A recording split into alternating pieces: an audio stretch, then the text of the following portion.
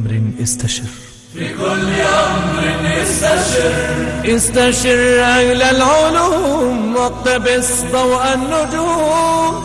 في الطب والشرع استشر لكل أمر تفتقر. في الطب والشرع استشر لكل أمر تفتقر. ونور الأسرة. مشاهدينا الكرام في كل مكان، السلام عليكم ورحمة الله وبركاته.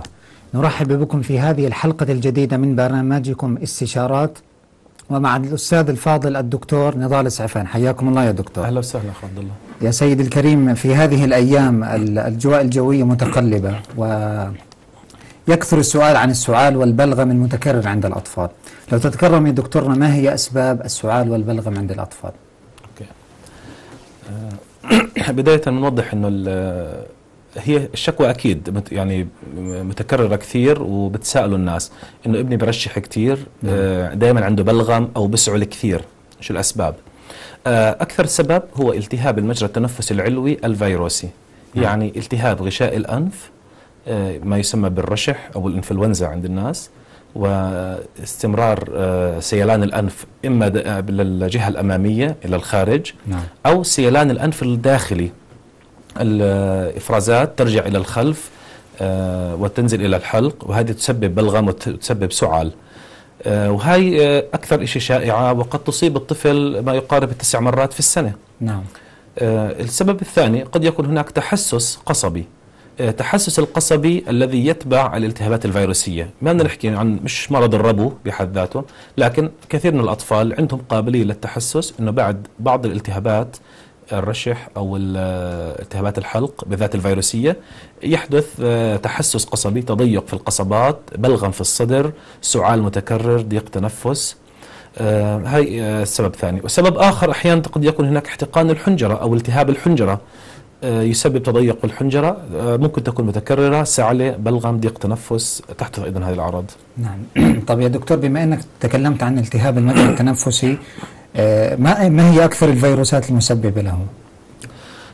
بدنا يعني نحدد شغله، بس نوضح انه لما نقصد التهاب مجرى تنفسي علوي يعني رشح، التهاب غشاء الأنف، والتهاب اللحمية، ويصاحبه التهاب الحلق، وأحيانا اللوزتين، لكن بأعراض تكون متشابهة تقريبا، ومسبباتها هي الفيروسات في معظمها. نعم. وهي نفسها اللي يسميها الناس الإنفلونزا.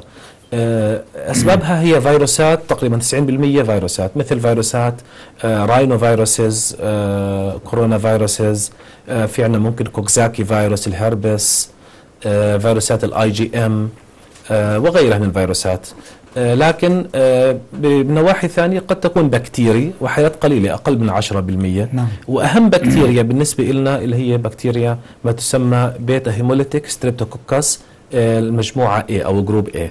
لأن هي الوحيدة عادة اللي تعمل أو ثبت أنها تسبب التهابات الحلق واللوزتين البكتيري، وقد يكون لها مضاعفات ومشاكل. طب وقد يتساءل الكثير من الناس، كيف تنتقل هذه العدوى من الالتهاب المجرى التنفسي؟ وهل البرد أو الماء البارد أثر في هذه العدوى؟ ذكرنا أن الأسباب هي فيروسات في معظمها. نعم. تنتقل بالعدوى. نعم. مع التنفس القريب، مع رذاذ يخرج من الأنف أو الفم أثناء العطاس، أثناء السعال، أثناء التكلم أحيانا، أو النفس القريب من بعضه، فهناك يخرج رذاذ صغير جدا مجهري قد يحمل هاي الفيروسات وينقلها من شخص إلى آخر. ممكن الشخص السليم الغير مريض ينقل العدوى إلى طفل آخر حتى لو كان مش مريض، لأنه حتى الكبار بيحملوا فيروسات في الأنف وفي الحلق، ممكن ينقلوا العدوى حتى لو مش مرضى. نعم. لكن مع المرض بنتقل أكثر. أما يعني نعتقد أنه البرد سبب، البرد غير سبب. نعم. والهواء البارد مش سبب، والحمام مش نعم. سبب، المي الباردة والبوظة أو الآيس كريم كلها مش أسباب للالتهابات، مش سبب مباشر يعني؟ لا نهائيا. رغم أنه هي الالتهابات المجرى التنفس تكثر في فصل الشتاء، مش لأنه الجو بارد، لا، لأنه بفصل الشتاء بحدث اكتظاظ، الناس بتسكر الابواب والشبابيك، فالهواء اللي موجود بالداخل بتركز، فبنتشر الفيروسات، بتنتشر في هواء الغرفة مع قلة التهوية وقلة تجدد الهواء، فبيؤدي إلى انتقال الفيروسات بشكل أكثر. نعم. طب عفوا، كيف تختلف يعني أعراض الالتهابات الفيروسية عن التهاب الحلقة أو اللوزتين؟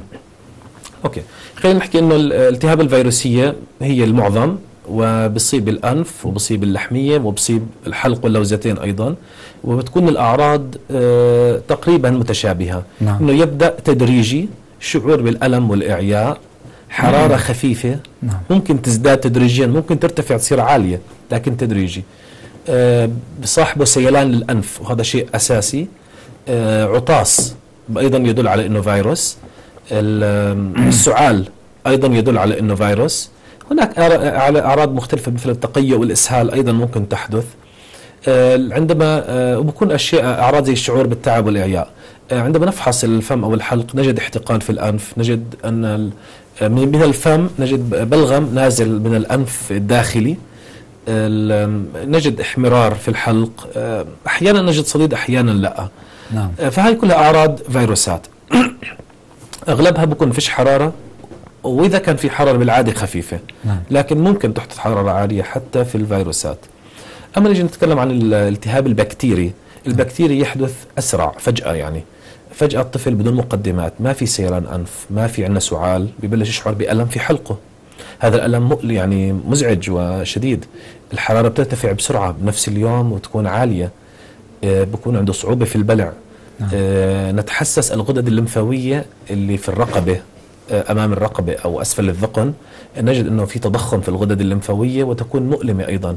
لما نيجي نلمسها ونضغط عليها يتالم الطفل.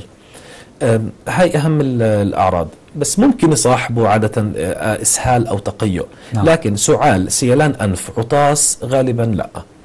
غير هيك احمرار العين تدل على الفيروس عاده، اما اذا في احمرار في العين عاده ما بيمشي مع البكتيري. نعم.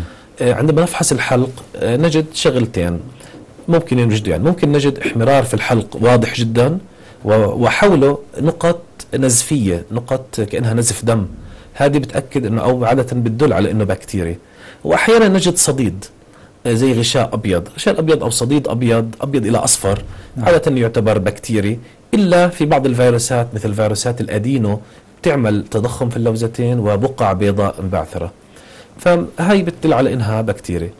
لكن عشان كنا نتحدث عنهم، يعني في بعض الحالات الفيروسيه لها طابع خاص، نمط خاص، يعني مش بس مجرد رشح وسيلان انف وعطاس والم. مثلا زي فيروس الكوكزاكي بيعمل التهاب في الحلق وبصاحبه حمو او ما يسمى بالحمو او تقرحات. تقرحات داخل الفم تكون مؤلمه جدا وتمنع الطفل انه ياكل او يشرب، تعمل نكد كثير وبكاء كثير. طفل بتلاقيه بريل. نعم. في اتصال كنا. تفضل اتصال. السلام عليكم ورحمة الله. السلام ورحمة الله. الأخ وسيم، السلام عليكم. السلام ورحمة الله وبركاته. تفضل. يعطيك العافية. تفضل سؤالك للدكتور. ممكن أسأل دكتور نضال؟ تفضل أخ وسيم معك. بالنسبة للأطفال التحسس اللي بصير بالصدر. نعم. والخشخشة. نعم. يعني أنا بعد التهابات أو بدون التهابات، يعني أنا عندي طفل عمره 9 أشهر. نعم. بعاني باستمرار يعني من شهد التحسس هاي، وخشخشة الصدر بتكون واضحة. بوديه على الدكتور والدكتور بيقول لي إنه هاي أمور عادية بتروح بعد انتهاء فصل الربيع، بس أنا بلاحظ إنه مستمر الخشخشة، بتخف وبتزيد. فبس أنا حاب أسأل عن سؤال أستفسر يعني شو أسبابه وكيف إذا في علاج أو هو خطير أو مش خطير. طيب بعد الأخ وسيم رح نيجي في سياق الكلام عن هاي الأعراض ورح نحكي لك شو العلاج إن شاء الله. فحكينا هذه مثلا زي الفيروسات. نعم. في فيروسات ثانية مثلا زي فيروس الهربس. نعم. بيعمل أيضا تقرحات في الفم، وتقرحات عادة تخرج إلى الخارج، يعني بتصير مثلا تقرحات ممكن تشمل زاوية الفم أو ما حول الأنف، وبتكون أيضا مؤلمة وتسبب حرارة بتتعدى 4 أو 5 أيام. فيروس الهربس أيضا له يعني علاج خاص وطريقة مميزة. نعم. في فيروسات مثلا زي الإي بي في أو إبشتاين بار فيروس ممكن يعمل تضخم في الكبد والطحال، أو بالذات الطحال. ممكن يعمل تضخم في اللحمية أو في اللوزتين. ممكن يعمل طفح جلدي أو حرارة تستمر لأسبوع أو أكثر. ففي بعض الفيروسات لها نمط خاص مختلف عن النمط العادي. نعم. طيب يا دكتور، قد يتساءل بعض الناس، هل يوجد عوامل تزيد من التهاب المجرى التنفسي العلوي عند الأطفال؟ أكيد طبعا. بشكل عام ازدياد عدد أفراد الأسرة نعم. بزيد من الالتهابات المجرى التنفسي، لأنها فيروسات وبتنتقل عن طريق العدوى. نعم. فإذا كان العائلة تتكون من طفل واحد أمراضه أقل، طفلين أمراض من 3 4 بالضبط. أو مثلا بيت العائلة ساكنين يعني في عدد أفراد بتعد، كل ما زاد أفراد العائلة الأمراض أكثر بشكل عام. غير هيك مثلا إنه ذهاب طفل للحضانة بزيد الأمراض بينعدي من اللي حواليه، ذهاب طفل إلى الروضة أو المدرسة بيؤدي إلى الأمراض وبيؤدي إلى إنه انتقال العدوى أكثر. في اتصال شيء. أتفضل أم محمد من العراق. السلام عليكم. السلام عليكم، تفضلي. ممكن أتكلم مع الدكتور؟ تفضلي يا محمد. دكتور معك. مرحبا دكتور. أهلا وسهلا، تفضل. هلا، كيف حالك؟ إن شاء الله بخير. تمام الحمد لله بخير. دكتور ممكن أسأل؟ صار لي تقريبا أكثر من شهر، قول شهر ونص. نعم. عندي قحة مصاحبة مع قليل من البلغم. هو كان بالبداية شوية يعني انفلونزا، بس القحة لها سباقية والبلغم باقي، يعني دا أحس حكة بصدري ومصاحبة بلغم. نعم. يعني ايش اسوي؟ شنو اللي العلاج ممكن اخذه؟ طيب تابعينا يعني محمد. حتى اعتقد هذا احتمال فيروس، يعني حتى اطفالي هم صاروا. واطفالك برضه كمان مزمن عندهم صار؟ يعني نعم. لك شهر ونص بتسعوا لي، اطفالك كمان لهم فتره طويله، اسبوعين 3 او شهر؟ لا اقل من شهر. طيب تابعينا ام محمد، تابعينا. السؤال ام محمد انه عن سعال وبلغم لمده شهر ونصف، طبعا فتره طويله. هو راح يدخل من ضمن سياقنا، احنا طبعا احنا بنعالج الاطفال، يعني احنا اطفال وهي مش اطفال، لكن الاعراض متشابهه قليلا. معنا اتصال اخر، تسمح لي. السلام عليكم. وعليكم السلام. الاخ محمد، تفضل. محمد حشمة. تفضل، حياك الله. تفضل اخ محمد. دكتور والله. تفضل، حياك الله. الدكتور معك. اخوي عمره 1 سنة و6 شهور، تاخر بالحكي شوي، يعني لحد الان ما بيحكي. بيسمع جيدا وبيفهم، يعني بيحكي بعض كلمات بسيطة جدا يعني. لا بس سمعه منيح يعني، وبستوعب شو بنحكى له، اذا طلب منه شيء بتحكي له، يعني بتطلب منه بعض الشغلات بنفذها. تابعنا اخ محمد. طيب ماشي. فأم محمد يعني هو في سياق كلامنا، بس بشكل عام سعال زي هيك مع بلغم لمدة شهر ونصف ممكن يكون انه سلسلة التهابات فيروسية متكررة. نعم. هذا يعني ممكن يكون، وبالتالي ما في اليد حيلة في هيك شيء غير انه ننتظر، لكن نعالج الاعراض بقطرات في الانف، مهدئ سعال ليلي. قطرات الانف نقصد فيها زي الفايبروسيل، قطرات مزيل احتقان في الانف، او مهدئ سعال ليلي، ومش مقشع بلغم، مهدئ سعال. غير هيك بس، لكن ممكن يكون سبب ثاني انه تحسس قصبي يكون صفير. نعم. وممكن يكون احيانا السعال الديكي اذا اصاب الكبار بيجي على شكل سعال بيستمر لمده 2 أو 3 شهور، وبتكون اعراض بسيطه. اوكي. نعم. فهذا يعني اسباب، لكن احنا اللي بننصحه انه الاخت ام محمد انها تعمل صوره شعاعيه للصدر. نعم. للتاكد انه ما في عندها التهاب. والشغله الثانيه تعمل صوره شعاعيه للجيوب الانفيه، لانه التهاب الجيوب الانفيه عند الكبار احد اسباب السعله المتكرره او المزمنه. فنتاكد ما يكون في التهاب جيوب انفيه بصوره، وما يكون في التهاب قصبات بصوره. اذا كان كل شيء طبيعي بحاجه لمراجعه اختصاصي اما باطنيه او صدريه، للتاكد انه ما في عندنا صفير في الصدر، للتاكد انه ما يكون في تحسس، لانه هذول ال3 اشياء علاجهم مختلف تماما، ان شاء الله امورها بتتحسن. اما السؤال الاخ محمد حشمه اللي عمر اخوه 1 ونص وما بيتكلم، 1 ونص صغير لسه، المفروض منه يعني يحكي بضع كلمات، ومش بالضروره يكون الكل يفهمها، زي ماما بابا شيء او كذا يعني. ف يعني الحالة طبيعية جدا، ومع وقت بتحسن. طول ما هو بيسمع وبيستوعب وبيفهم كل شيء، بعد السنتين بتحسن ان شاء الله. كلامه ان شاء الله. طب الدكتور كنت تتكلم عن العوامل التي تزيد من الالتهاب الحلق العلوي. بالضبط، ذكرنا زيادة عدد أفراد الأسرة، ذهاب الأطفال إلى الحضانة أو الروضات بزيد أمراضهم، وبزيد أمراض إخوتهم كمان. طفل بروح على الحضانة أو الروضة بس يجي على البيت بيجيب فيروسات معاه للبيت. وجود دخان في المنزل، الأب والأم إذا بدخنوا بزيد الأمراض. قلة تهوية المنزل، الناس اللي بيخافوا بزيادة عن اللزوم بشكل سلبي، ما بيفتحوا الشبابيك أو بيخلوا البيت دائما تهويته قليلة أو تشميسه قليل، هذا أمراضهم أكثر. وجود رطوبة في المنزل بتزيد عدد الأمراض بشكل عام. بعدين تضخم اللحمية عند الطفل. الطفل اللي اسمح لي، في معنا اتصال الأخت نورة من مصر. السلام عليكم. السلام ورحمة الله وبركاته. تفضلي الدكتور معك. تفضلي أخت نورة. دكتور معلش، مساء الخير. هلا بيك مساء النور. عندي ابني عنده 7 شهور ومغلبني قوي في موضوع الأكل بتاعه، يعني مش أي حاجة بياكلها. انا عايزه اكل زبادي الحاجات دي، بس مش عايزه اكل فراخ بس. لو شربت خضار او اي حاجه تانية ما بيرضاش ياكلها. نعم. بيرضع طبيعي ولا اصطناعي؟ بيرضع طبيعي. طيب تابعينا أخت نورة. اوكي، نكمل العوامل ثم نجاوب. هذا حكينا وجود تضخم لحميه عند الطفل، هذا بيزيد من عدد امراض الالتهاب المجرى التنفس، وبيخلي الامراض البسيطه، الرشحه البسيطه تظهر عنده كانها مرض كبير وبلغم وشخير ومعاناه كبيره.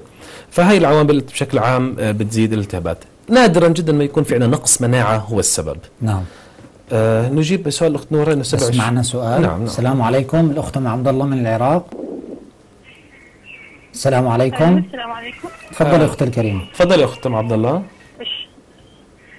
بس عندي سؤال الدكتور. نعم. ابني عمره 3 أشهر. نعم. وعنده تانك تاي، شو وقت العملية الوقت نسويها المناسب؟ مرة ثانية عنده ايش؟ لسانه مربوط يعني بالانجليزي. تانك تاي. نعم. طيب تابعينا ام عبد الله ان شاء الله. سؤال اخت نوره، 7 شهور الطفل مغلبها بالاكل، اكيد هاي الفتره هي فتره اللي هو بنعود الطفل على الطعام، راح يغلب الطفل، لكن الخطا انه نعطي الطفل الشيء اللي بيحبه او الشيء اللي برغبه. احنا ما بدنا نعطي الطفل الشيء اللي بده اياه، بنعطيه الشيء اللي احنا بدنا اياه حتى لو ما بيحبه. نعم. اول خطوه الاخت نوره لازم انها تجوع طفلها على الحليب. برضع طبيعي، ما بترضعه، بصير كل 6 أو 7 ساعات رضعه مرة، وإذا رضعته كمية قليلة لفترة مثلا 2 3 دقائق، بعدين تمنع عنه رضاعة عشان يشعر بالجوع ويتقبل الطعام. ونصير نعرض عليه الوجبات في أوقات الجوع، أوقات يعني متفرقة، ونعرض عليه الطعام اللي فيه خضار والمخلوط معاه دجاج أو لحمة بالخلاط. نعم. صفار بيض المسلوق، وبعد شهرين بياض البيض أيضا بصير بيضة كاملة يعني بتصير. شوربة العدس مفيدة، البقوليات مثل الحمص أيضا مفيدة، الفواكه. لكن زي الزبادي أو اللبن لا، خيار متأخر ما بنعطيه. البسكوت، الكعك، الأشياء النشوية زي الكسترد أو المهلبية أيضا كله من آخره هذا. نعم. لكن بنجوع الطفل وبنمنع عنه الرضاعة عشان يتعود شوي شوي يصير يأكل، وبالتدريج إن شاء الله بصير. نعم. معنا اتصال. السلام عليكم، الأخت أم أحمد من من الأردن. وعليكم السلام، يعطيك العافية. تفضلي يا أحمد. تفضلي. بقدر أحكي مع الدكتور؟ تفضلي الدكتور معك. بدي أسأل، عندي بنت عمرها 4 سنين، عندها صوت شخير عالي كثير في الليل. نعم. مش عارفة إذا هذا هو تضخم اللحميات ولا لا. إمتى بيكون هذا الإشي بحاجة لعملية وممكن يتعالج لحاله أو لا؟ نعم. أم أحمد تابعينا في سياق كلامنا حنتحدث عنها إن شاء الله بالتفصيل. إذا نجيب الأم عبد الله. 3 شهور وعنده لسان مربوط أو تانج تاي. اللسان المربوط هي في القديم كانوا يعتقدوا هو أصلا غشاء موجود أسفل اللسان. هذا الغشاء ما له وظيفة معينة إنه يمنع، إنه إذا كان مثلا متقدم للأمام شاع إنه الناس يسموه لسان مربوط.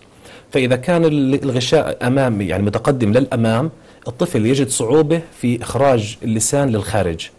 لكن جميع الدراسات لاحقا أثبتت أنه ما له علاقة بالنطق نهائيا، لا يؤخر النطق ولا يؤدي إلى لعثمة أو لدغة أو صعوبة في إخراج الأحرف من مخارجها. لأنه ما في حرف في مش بس باللغة العربية، في كل اللغات بيخرج إذا كان الطفل مخرج لسانه للخارج أصلا. فاللسان المربوط نعتبرها ظاهرة طبيعية وهو شيء طبيعي جدا، لا ننصح بعمل أي عملية جراحية له أو قصها. لكن إذا كان الأهالي بدهم يعملوها وعلى مسؤوليتهم يعملوها، بأي عمر بتنعمل ما في أي مشكلة. لكن في خطورة لحدوث نزيف، يعني هي ظاهرة عادية طبيعية. ظاهرة طبيعية. خطورة يعني فينا خطورة لحدوث نزيف أو التهاب، لا يتركوه على طبيعته والطفل راح يتكلم في وقته بدون أي مشاكل نهائيا. احنا أكملنا تتكلم عن العوامل. أكملنا العوامل إن شاء الله. طب يا دكتور، ذكرت عن موضوع تضخم اللحمية واللوزتين. ما هي اللحمية؟ قد يتساءل كثير من الناس، ما هي اللحمية وما دورها في جسم الإنسان؟ طيب اللحمية أيضا إجابة برضو على الأخت أحمد سألت عنهم. اللحمية هي نسيج لمفاوي. نعم. تشبه اللوزتين. اللوزتين أيضا هي نسيج لمفاوي موجودة في الأنف من الداخل يعني فوق اللوزتين مباشرة تأتي. نعم. مصدر الوصول إلها عن طريق الفم مش عن طريق الأنف. هاي اللحمية موجودة عند كل الناس، لها وظيفة في حماية الجسم من الجراثيم، ولكن مش لوحدها، في أنسجة ثانية غيرها. إذا تضخمت بفعل التهاب متكرر أو بفعل تحسس أنفي، ممكن أنها تؤدي إلى انسداد مجرى التنفس اللي من الأنف أثناء النوم. نعم. ممكن يكون تضخمها متوسط مش شديد، لكن موقعها يجي على الزاوية، يعني يؤدي إلى انسداد أكثر من ظاهر الحجم. غير هيك الطفل لما بينام ويرتخي والأنسجة اللي في الفم ترتخي أيضا فبصير انسداد.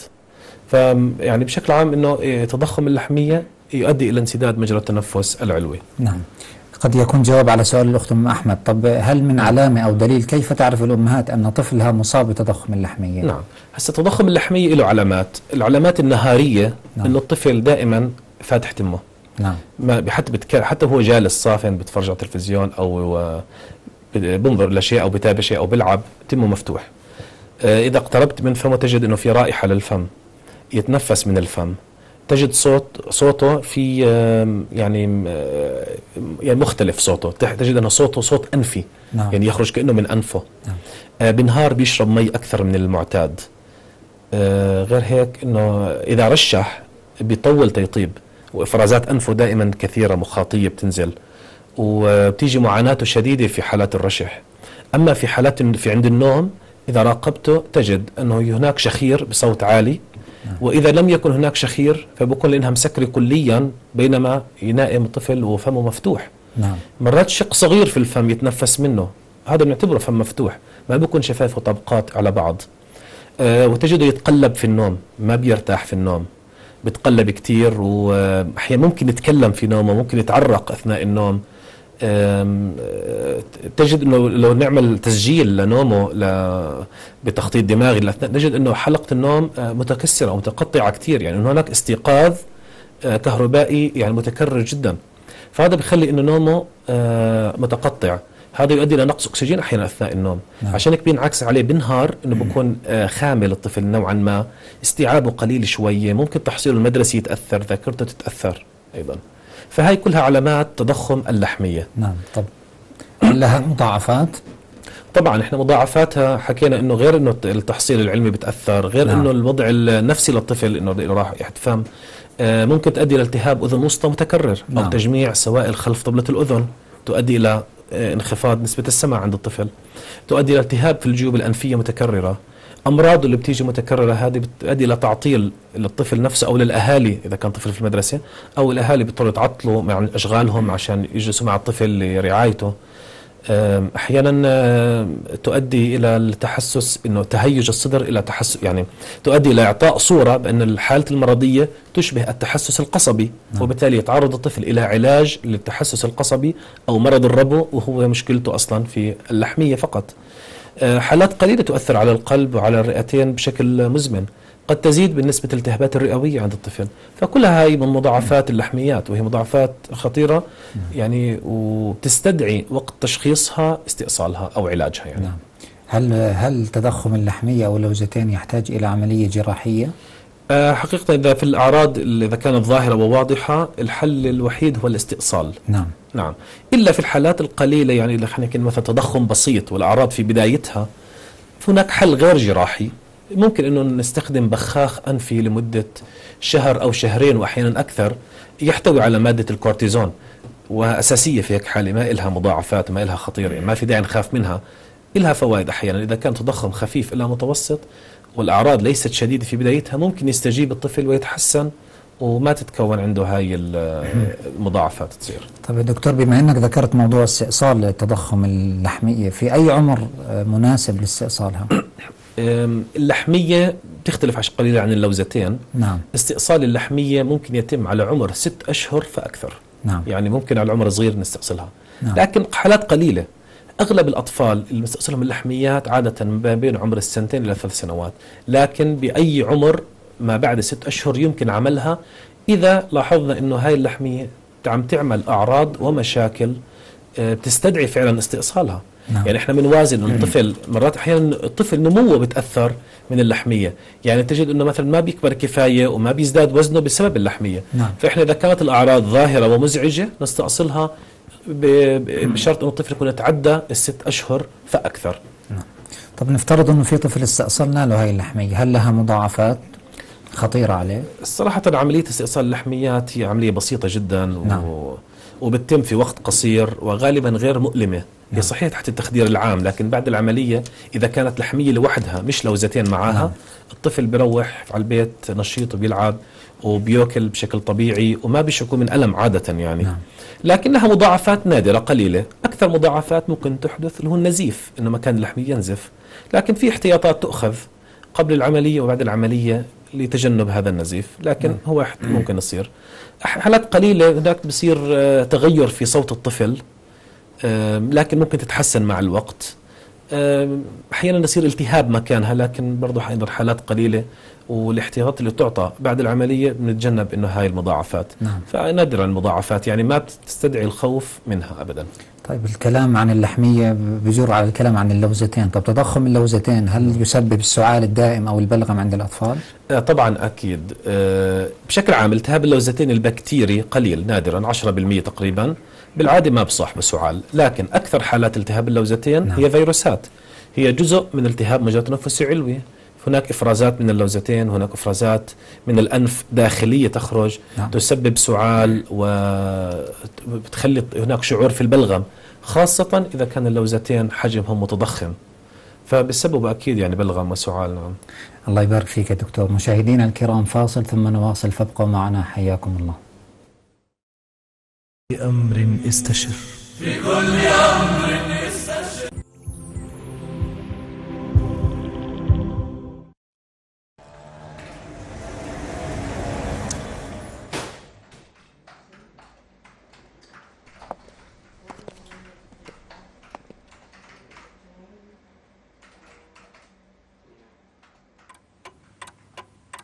من ذا يداني فضله وعلاه؟ هذا الذي أحيا الأنام هداه. هذا الرسول المصطفى لي أسوة، أحببت ربي فاتبعت خطاه. هو قدوتي في عزتي وتعففي، وإذا استحيت فمن منار حياه. هو قدوتي في خشيتي وتمثلي، أمرا لرب الكون جل علاه.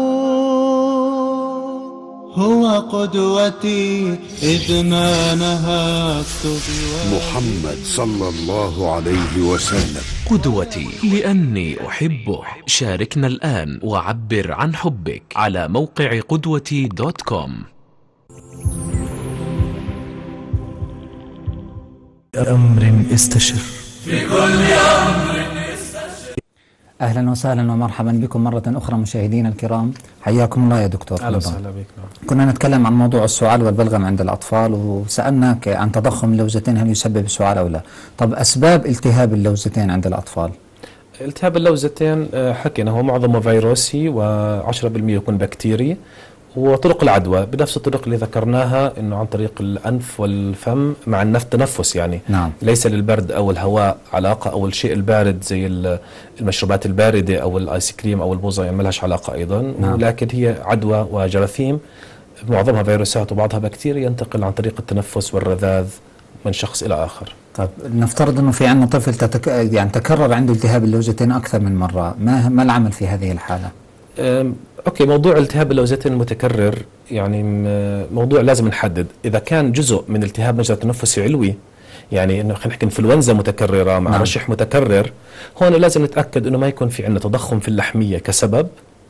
وغير هيك في عوامل ثانيه ذكرناها سابقا، انه الاكتظاظ واطفال نعم. كثير حواليه، ولحد 9 مرات في السنه يعني بنعتبره طبيعي. نعم. لكن بيكثروا بفصل الشتاء، نهايه الخريف، بدايه الربيع. نعم. بتركز فيها وبقل بالصيف. نعم. أما إذا كان التهاب بكتيري متكرر في اللوزتين وبكتيري كان يعني هذا، في هيك حالة أحيانا تضخم اللوزتين أحد الأسباب، واستئصالها علاج يعتبر.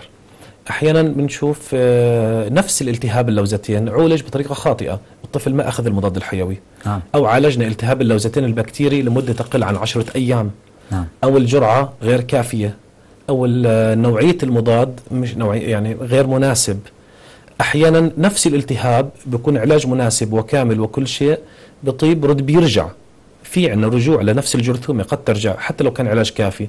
في هيك حالة قد تحتاج علاج لفترة متكررة، أو قد يحتاج علاج بالبنسلين، بإبرة بنسلين بنسميها ريتاربين أو بنزاثين بنسلين. هاي إبرة بيستمر مفعولها 3 أسابيع في الجسم. هذه أحد الأسباب يعني. طب معنا اتصال الأخت بشرى من الأردن. السلام عليكم. وعليكم السلام ورحمة الله. بالله إذا سمحت بدي أسأل الدكتور. تفضل يا أخت بشرى. أنا بنتي جبتها في أول الثامن وعندها ثقب في القلب. نعم. ثقب بيحكوا عنه كبير، فشو مدى يعني تأقلمها هيك بهذا الوضع هسه حاليا؟ كم عمرها الآن؟ عمرها شهر. جبتها في أول الثامن. والثقب كبير ولا صغير؟ كبير. بالبطينين ولا الأذينين؟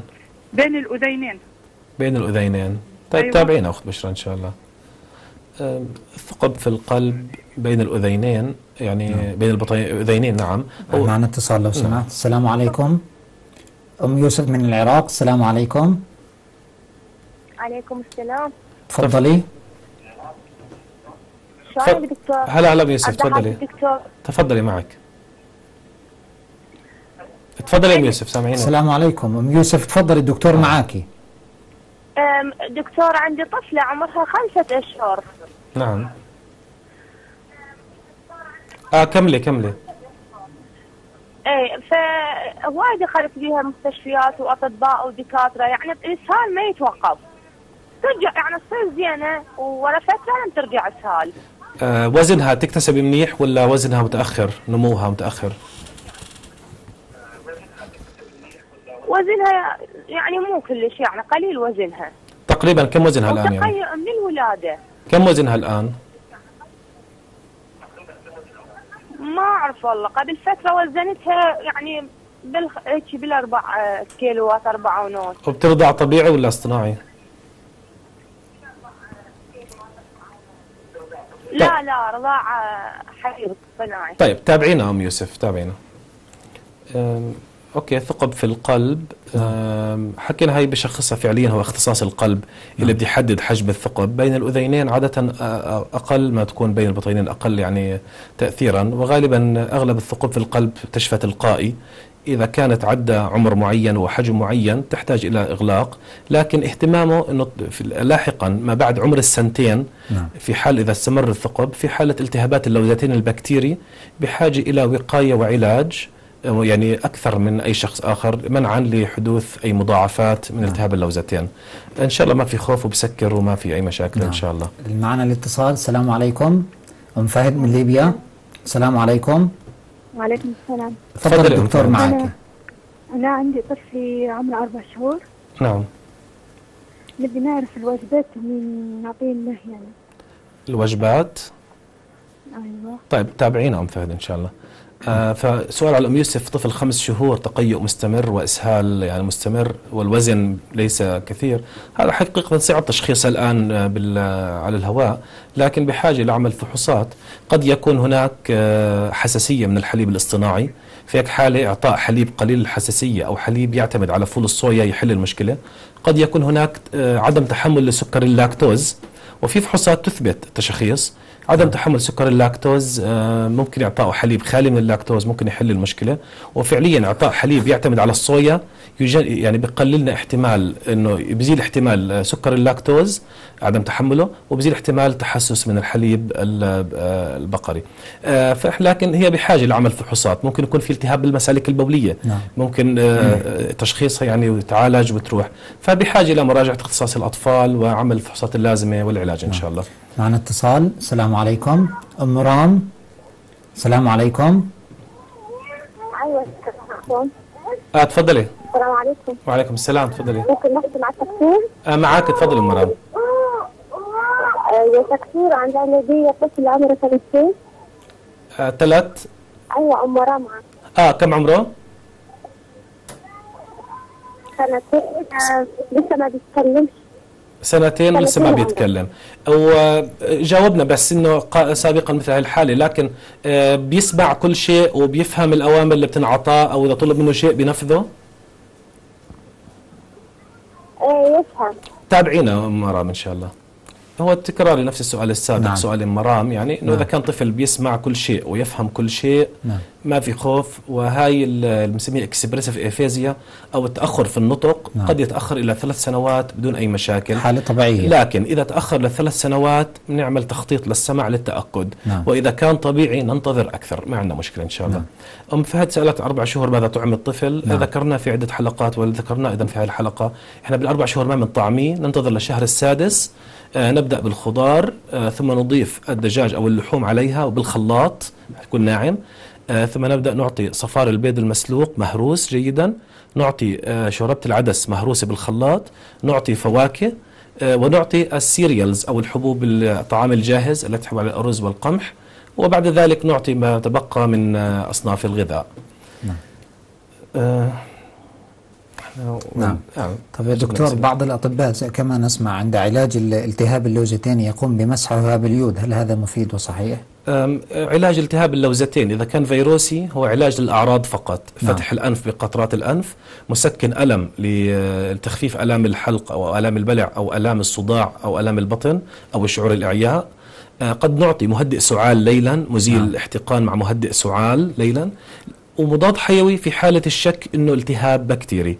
لكن شغلة مسح اللوزتين باليود هي شائعة، لكن هي فعليا غير صحية وغير علمية، قد تؤدي إلى ازدياد الحالة أو تفاقم الحالة، لكن ليست شفاء، ما لها علاقة، فما بنصح فيها فعليا. نعم.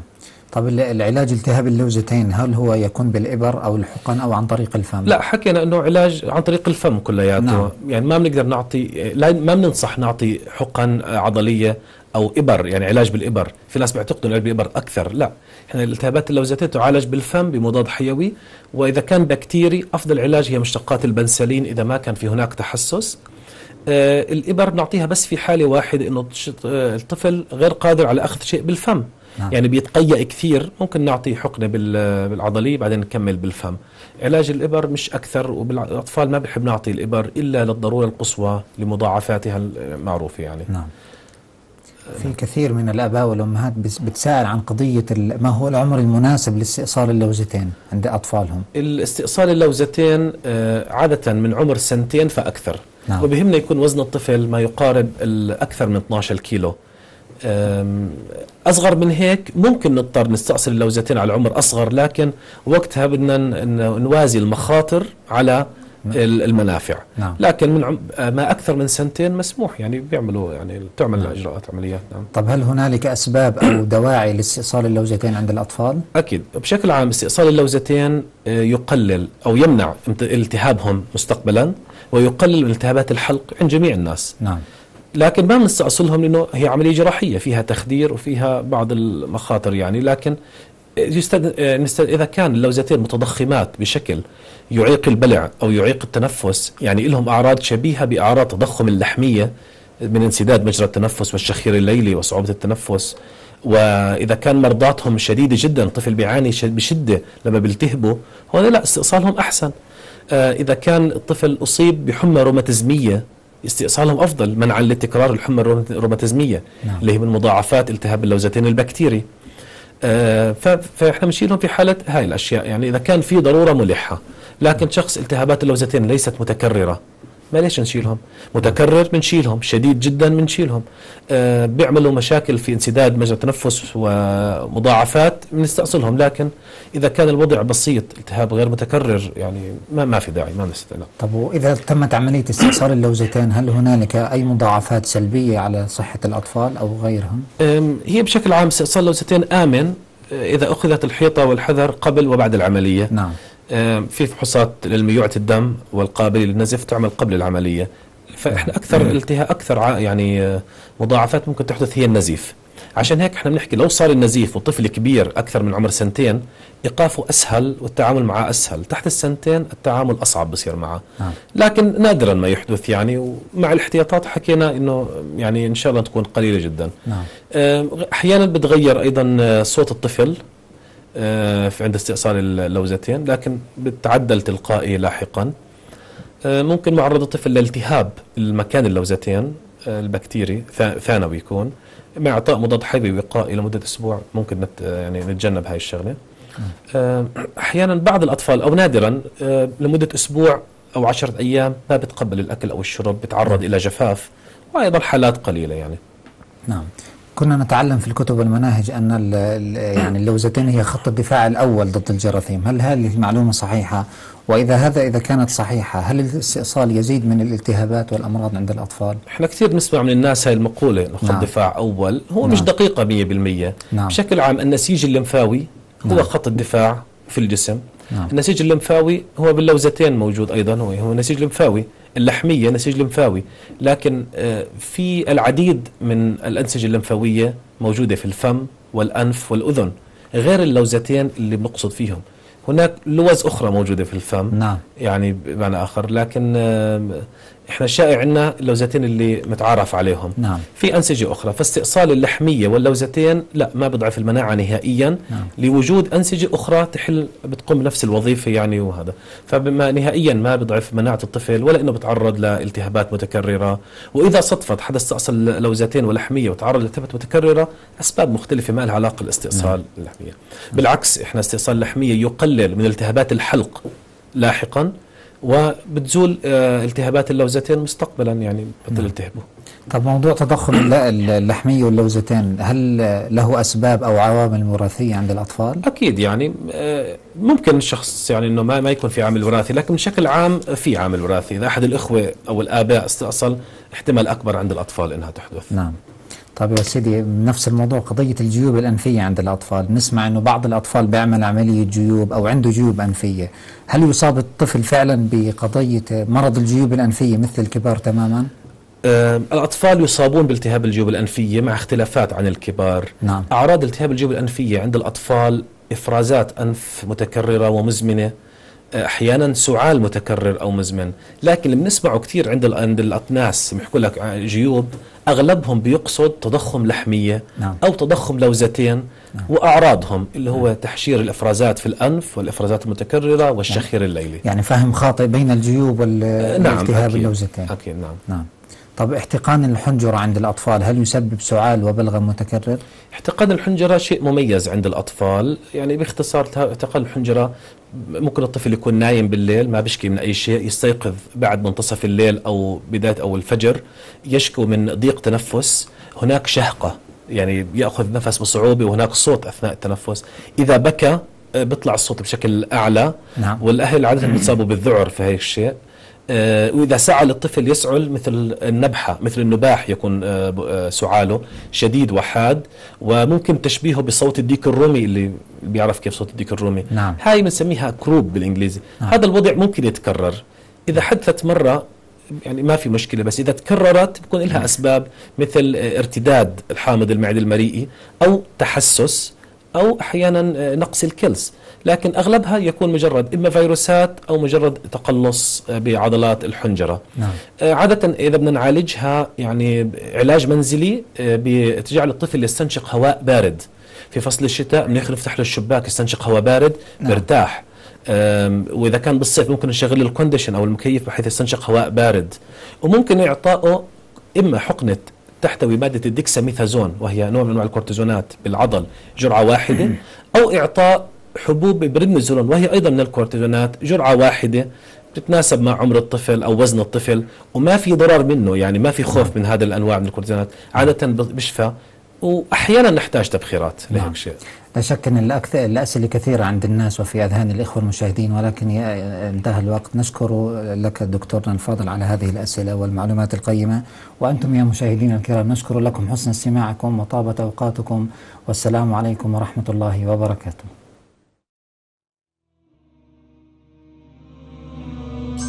في كل أمر استشر، في كل أمر استشر أهل العلوم واقتبس ضوء النجوم.